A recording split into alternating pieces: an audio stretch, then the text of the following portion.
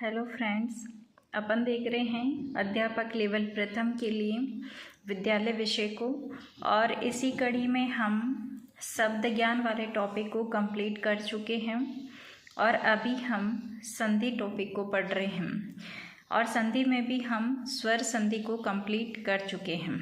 ठीक है फ्रेंड्स, शब्द ज्ञान में हम संज्ञा, सर्वनाम, विशेषण, क्रिया, क्रिया विशेषण, इन टॉपिक्स को अलग अलग तरीके से कंप्लीट कर चुके हैं। ठीक है, और आशा करती हूँ कि आपने भी अच्छे से क्लासेस को देख कर के अपने नोट्स बना कर के इनको प्रिपेयर कर लिया होगा। आज हम व्यंजन संधि को देखेंगे। ठीक है फ्रेंड्स, तो चलिए फ्रेंड्स शुरू करते हैं अपनी आज की क्लास। व्यंजन संधि में हम जब शुरू में पढ़े थे तो ये देखे थे कि स्वर के साथ में व्यंजन जुड़ सकता है, व्यंजन के साथ में स्वर जुड़ सकता है और व्यंजन प्लस व्यंजन भी जुड़ सकता है। यानी कि इनका योग तीन तरीके से हो सकता है। व्यंजन के साथ में स्वर जुड़ सकता है या फिर स्वर के साथ में जो है व्यंजन जुड़ सकता है और व्यंजन के साथ में व्यंजन भी जुड़ सकता है। तो इस तरह से हमने व्यंजन संधि को देखा था। और व्यंजन संधि के फिर कुछ नियम हैं जो आपको ध्यान में रखने हैं, इससे आप व्यंजन संधि को अच्छे से कर लेंगे। देखो, सबसे पहला नियम आपको ध्यान में रखना है कि अगर किसी वर्ड में स ठ आ रहा है तो आपको इसको स थ में बदल देना है, तो इससे व्यंजन संधि बन जाएगी। जैसे युधिष्ठिर, तो जब आप इसका संधि विच्छेद करेंगे तो युधि प्लस स्थिर, क्योंकि स ठ जो था उसको आपको स थ में चेंज कर देना है, तो युधि प्लस स्थिर ये चीज़ बन जाएगी। इसी तरह से निष्ठुर, तो नी प्लस स्थुर। प्रतिष्ठान, प्रति प्लस स्थान। निष्ठा, नी प्लस स्थान। ठीक है, इस तरह से आप इसको बदलेंगे। अगला नियम है कि यदि आधे स, श, स के बाद में क्री धातु से बना हुआ अगर कोई भी वर्ड आता है तो आधा जो स, श, स है ये हट जाएगा।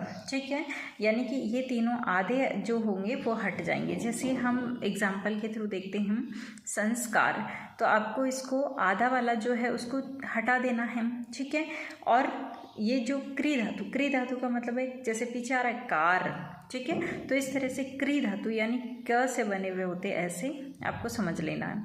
तो इसका संधि विच्छेद जब हम करेंगे तो सम प्लस कार। ठीक है, यानी आधा जो आ रहा है स, श, स, इसके बाद में अगर क्री धातु आ रही है तो ये जो आधा शब्द है वो हट जाएगा। ठीक है, परिष्कृत, परि प्लस कृत। संस्कृत, सम प्लस कृत। परिष्कार, परि प्लस कार। इसी प्रकार से ये वाला जो स होता है वो षटकोण वाला स जो है वो स सड़क वाले से में बदल जाएगा। जैसे अभिषेक का जब आप संधि विच्छेद करेंगे तो अभि प्लस शेक। विषम का वी प्लस शम। सुषुप्त का सु प्लस शुप्त। परिषद, परि प्लस शद। निषेध, नी प्लस शेद। तो इस तरह से आपको इसकी कुछ नियम जो है वो ध्यान में रखने हैं। अगला नियम ये है कि जो अनुस्वार होता है उसको आपको मैं बना देना है। जो अनुस्वार होता है उसको आपको क्या कर देना है, म बना देना है। जैसे संक्षेप, तो सम प्लस शेप, ये जो अनुस्वार लगा हुआ है ना ऊपर बिंदी जो है। संलाप, सम प्लस लाप। भयंकर, भयम प्लस कर। संदिग्ध, सम प्लस दिग्ध। शंकर, सम प्लस कर। तो इस तरह से इसको आपको संधि विच्छेद करना है। ठीक है, अगर आपके किसी वर्ड में च च, न न, ज ज, ट ट, ल ल इस तरह का अगर आ रहा है तो आपको इसकी जगह त शब्द काम में लेना है और बाकी जो है उसको सेम टू सेम आपको लिख देना है। जैसे सच्चित, सत प्लस चित। सज्जन, सत प्लस जन। उन्नत, उत प्लस नत। तो इस तरह से जो है आपको संधि विच्छेद करना है। जैसे यहाँ पे आ रहा है च च, तो आपको इसको किस में चेंज करना है, तम, तो स त। ठीक है, सत प्लस चित। ओके, ठीक इसी प्रकार से जैसे तट्टिका, तत् प्लस टीका। उल्लास, उत प्लस लास। तो इस तरह से आपको जो है इनको संधि विच्छेद करके पढ़ना है। ठीक है। फोर्थ इसका नियम है कि किसी शब्द में च छ आए तो पहले जो च आ रहा है उसको हटा करके विच्छेद करेंगे, और अगर सही अर्थ वाला शब्द बन जाता है तो ठीक है, नहीं तो हमको क्या करना है कि जो च है उसका त बना देना है और जो छ है उसका श बना देना है। ठीक है। जैसे मातृछाया तो मातृ प्लस छाया, अनुच्छेद अनु प्लस छेद, साला छादन साला प्लस छादन, दारुश्छाया दारु प्लस छाया, उच्छ्वास उत् प्लस श्वास, तच्छीव तत् प्लस शीव, सशास्त्र सत प्लस शास्त्र, श्री मच्छर चंद्र श्रीमत प्लस शस्त्र प्लस चंद्र।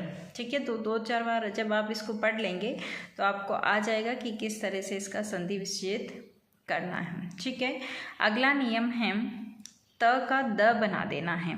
जैसे आधा ते जब भी आता है उसको आपको आधे दे में कन्वर्ट कर देना है। जैसे तत्काल आधा त आ रहा है तो आप क्या करेंगे, इसकी जगह द बना देंगे। जैसे तद प्लस काल, उत्तम उद प्लस तम, तत्पुरुष तद प्लस पुरुष, संसद सदस्य संसद प्लस सदस्य। इस तरह से आपके जो है व्यंजन संधि के ये कुछ नियम हैं जिनको आपको ध्यान में रखना है। एक और नियम है 3 का 1 और 5 का 1 नियम। इसमें ये होता है कि तीसरा वर्ड जो होता है अगर वो आ रहा होता है क ख ग में से, ठीक है, उसको आपको पहला चेंज कर देना है। जैसे जगन्नाथ, अब देखो यहाँ पे क्या आ रहा है 9, ठीक है, तो 5वां जो है उसका पहला बना देना है तो त बनेगा। जगत प्लस नाथ, षणमुख, सट प्लस मुख, अण अण आ रहा है ना, उसका पहला वाला ट, ठीक है, तो षट प्लस मुख बनेगा। उन्नति उत प्लस नति, तन्मय तत् प्लस में। ओके,